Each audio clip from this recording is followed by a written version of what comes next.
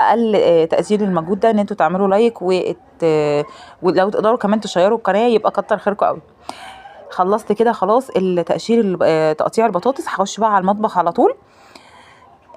بصوا هنا انا غسلتها وسبتها بقى في ميه كده لحد ما احط ميه على النار تغلي. حطيت ميه على النار غلت، حطيت فيها معلقه كبيره من الملح، وهبتدي ان انا انزل البطاطس. اول كده ما احس ان هي هتاخد غلوه اطلعها على طول في ميه فيها تلج. الاول تتصفى بس من الميه السخنه، وبعدين على ميه فيها تلج تبرد تماما، وبعدين بحطها بقى في مصفى تنشف خالص خالص، تصفي كل الميه اللي فيها. وهقول لكم بقى على الخطوه اللي بعد منها، بس اهم خطوه في الموضوع كله ان انت تسلقيها. يعني لما تيجي تمسكي الصبع البطاطس كده تحاولي تكسريه يتكسر معاكي.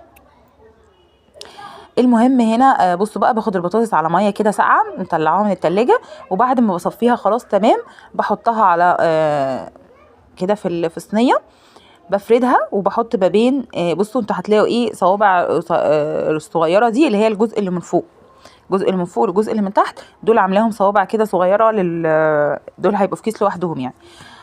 بصوا فردت كده اول طبقه من البطاطس، وبعدين فردت كيس وهحط الطبقه التانية وهكذا لحد ما اخلص كل الطبقات بتاعه البطاطس. انا ما فتحتش الكيس ولا اي حاجه عشان الكياس دي هستعملها تاني، ما تفتحوهاش زي ما هي كده.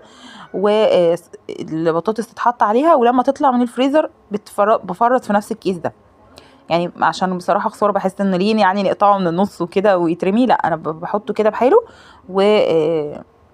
بحطها بقى في الفريزر تتجمد خالص. وبعدين بطلعها بقى. هتشوفوا هعمل ايه دلوقتي. خلاص كده دخلتها الفريزر اتجمدت، هتلاقوني كده بمسكها بصعوبه، يعني بطلعها كده من الصينيه بصعوبه متجمده تماما، وهدخلها الفريزر على طول.